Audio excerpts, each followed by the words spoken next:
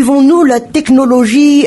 Peut-on stopper la technologie? Eh bien, on le saura ici à travers un point bien sensible, mais qui est aussi bien surveillé. Si on parle planétaire, on parle de cybercriminalité. Et pour notre embarras, on reçoit ici le colonel Radu Ramanatsahanna, qui n'est autre que le chef de service de lutte contre la cybercriminalité au niveau de la gendarmerie. Bonjour à vous. Oui, bonjour à tous. Alors, ça fait peur, la cybercriminalité, pour autant, pour un simple citoyen? Oui, ça fait peur parce que les gens ne connaissent pas le phénomène. C'est pour ça qu'on est là. On est en train d'informer les gens, former le public, sensibiliser le public sur le phénomène. Pour la gendarmerie, on a déjà mis en place le service de lutte contre la cybercriminalité depuis 2016. Historiquement, c'était vers 2014 et 2015 que le phénomène a connu une recrudescence à Madagascar, d'où on a élaboré toutes les lois qui régissent ce phénomène à Madagascar. Et en 2016, on a mis en place le service au niveau de la gendarmerie. On a mis sur pied des démembrements au niveau national. Mais de ce fait, est-ce que c'est fréquent quand même les plaintes ou au niveau de Madagascar, si on parle de cette situation? Oui, bon, je peux vous répondre qu'en moyenne, au niveau central, on reçoit environ 10 plaintes par jour. Donc les gens sont venus chez nous. Quels sont les motifs a fortiori? Oui, en général, 80% des cas que font face les gens concernent le Facebook, le réseau social Facebook, et environ 10% concernent le téléphone mobile. Donc les gens sont victimes de diffamation, de fausses nouvelles, des outrages divers, et ils arrivent chez nous pour se plaindre, pour demander qu'est-ce qu'il faut faire. Donc c'est ça en général ce qui se passe à Madagascar. En province, ce sont les téléphones mobiles qui sont les plus utilisés par les malfaiteurs. Presque toutes les infractions se voient l'utilisation des téléphones mobiles actuellement. Les kidnappings, toute forme d'escroquerie, toute forme d'enlèvement, toutes les adultères, toutes les infractions. On voit toujours l'implication de la téléphonie mobile actuellement.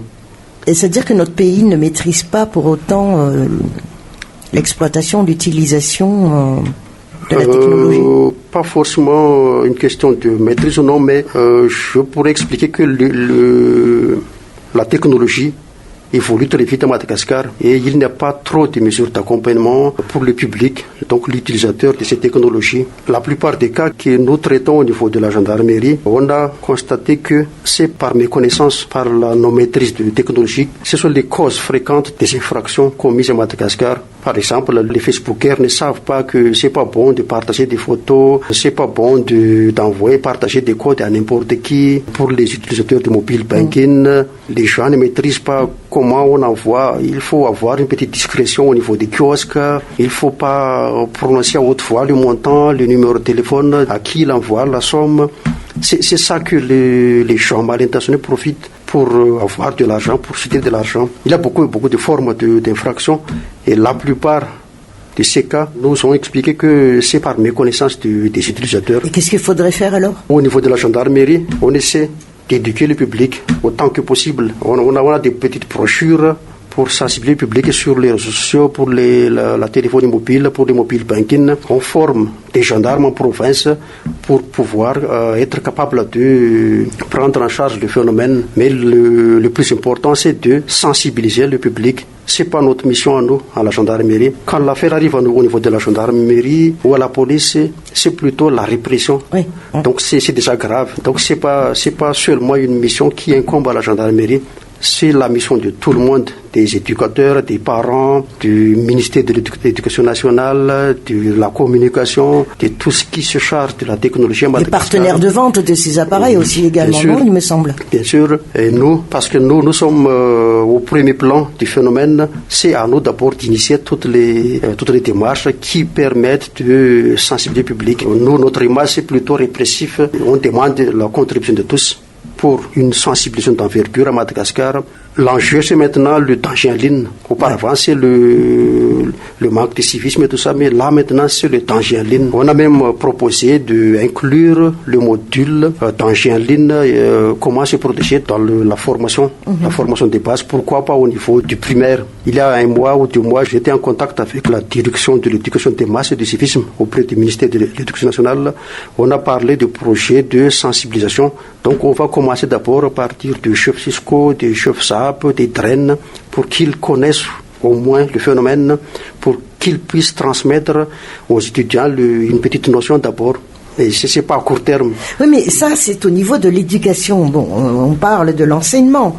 Mais il y a les parents aussi qui sont quand même concernés, qui fournissent dès l'âge quand même assez précoce des enfants utiliser le téléphone, et là tout est permis, Facebook, Instagram, TikTok. Je vais être clair, il ne faut pas stopper la technologie.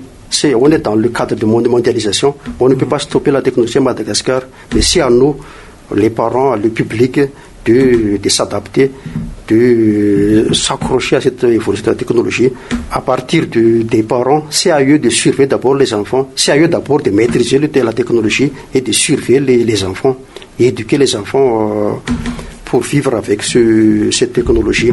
À titre d'illustration, il y a beaucoup de cas à Madagascar, donc les jeunes filles de 15-16 ans, elles sont victimes de toutes sortes d'infractions, mais elles ne peuvent pas dénoncer. Par exemple, elle est belle, il y a des gens qui les courtisent. Ah, tu es belle, je t'aime, tu peux sortir avec moi et tout ça. Là, il y a déjà un détournement des mineurs, il y a déjà une infraction. À ce niveau, la jeune fille ne dénonce pas parce qu'elle-même, elle se sent être chouchoutée parce qu'elle est la plus belle parmi ses collègues.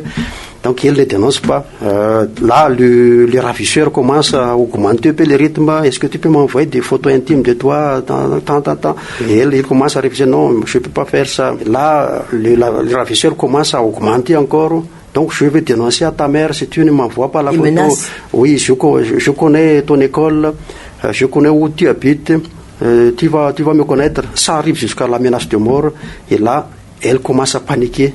Et c'est là qu'elle va dire à sa mère ou à son père qu'elle est victime d'une telle infraction. Donc, il y a beaucoup d'infractions qui ne sont pas dénoncées auparavant. Donc, c'est à charge des parents de surveiller les enfants comme ça. L'enfant ne peut pas aller au niveau de la gendarmerie parce qu'elle est mineure. Elle ne veut pas parler aux parents parce qu'elle a peur des parents. Tu es un étudiant, pourquoi tu t'amuses à parler avec des gens comme ça? Donc c'est ça. Il y a une grande responsabilité des parents à Madagascar, particulièrement au niveau de la gendarmerie. Il y a 2 services différents.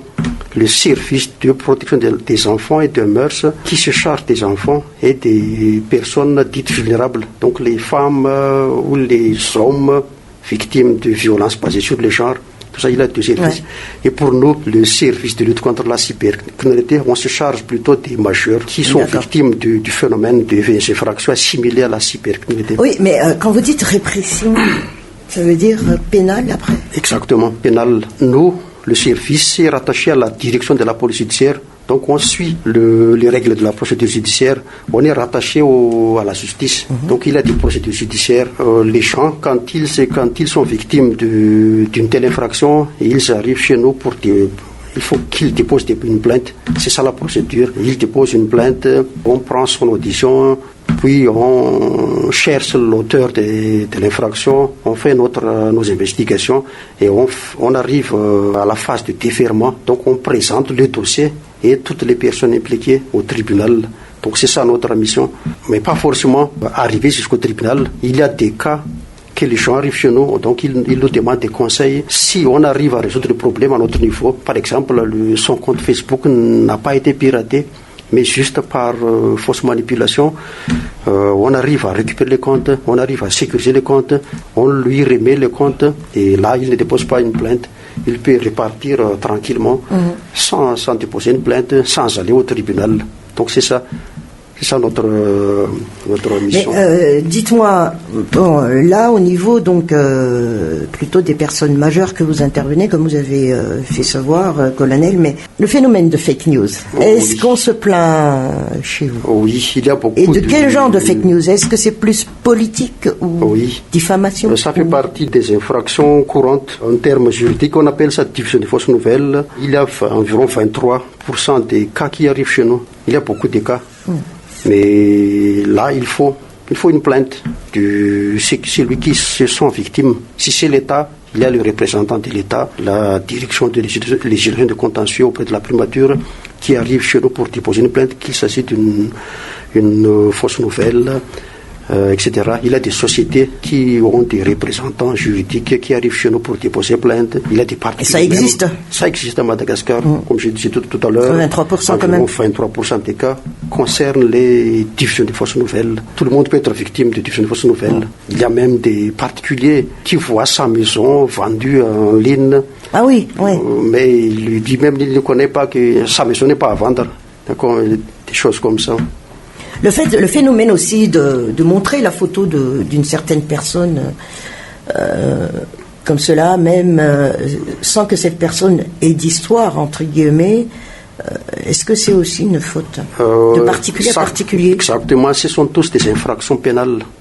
Tant que les gens n'est pas consentants de diffuser sa photo, c'est déjà une infraction. Les personnes recherchées, par exemple. Les personnes à rechercher, il y a des réglementations. Il faut cacher les visages et tout ça. Il y a des textes qui régissent les cas de ces gens-là.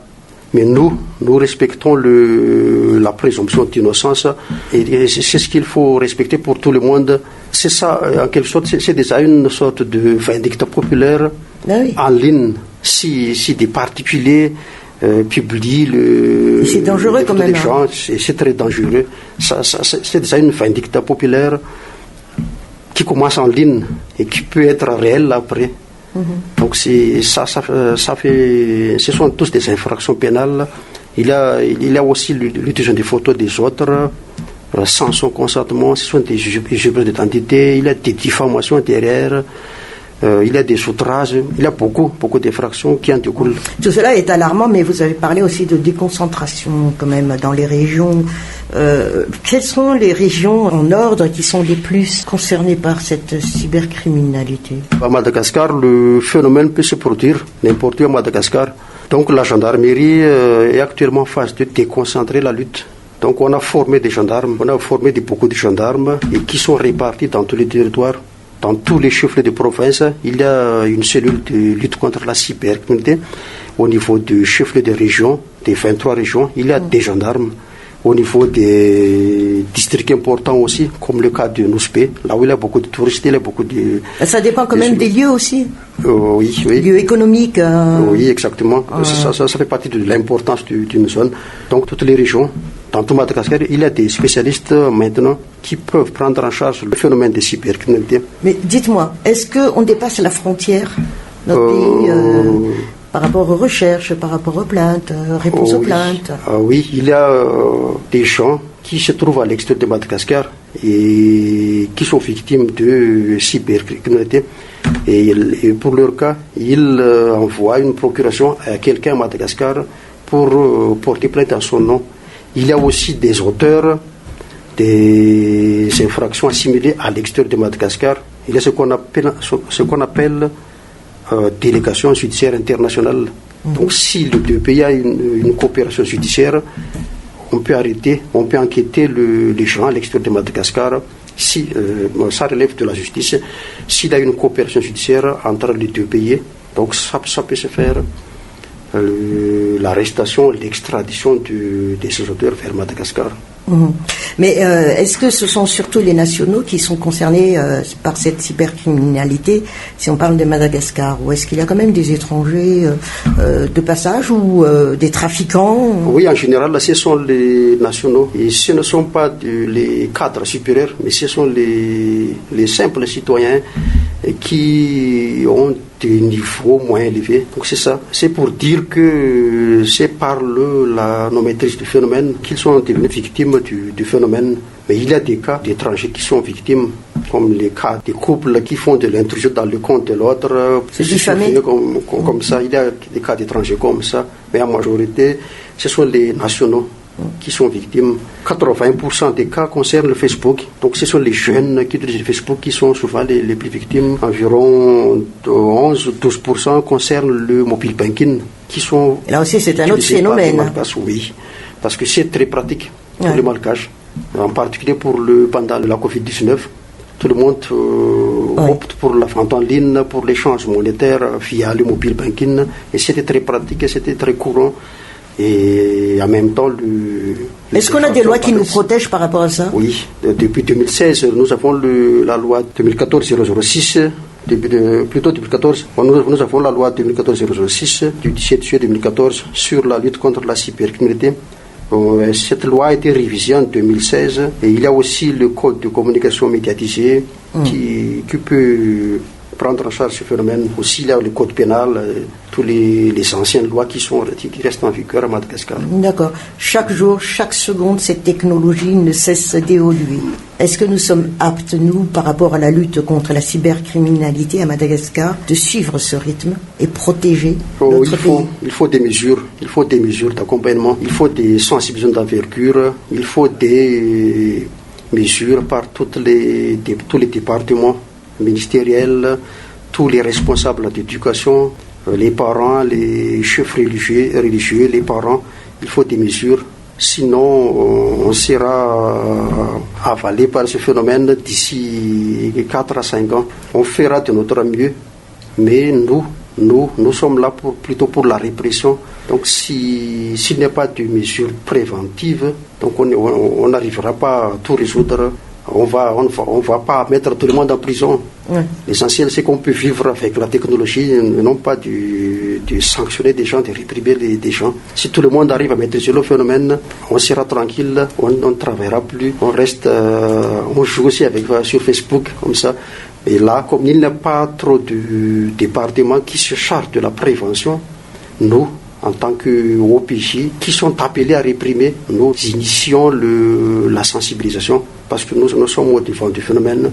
Nous connaissons d'abord le phénomène, nous on mène des campagnes de sensibilisation, nous on distribue des brochures pour que les gens puissent connaître le phénomène, pour que les gens puissent se protéger.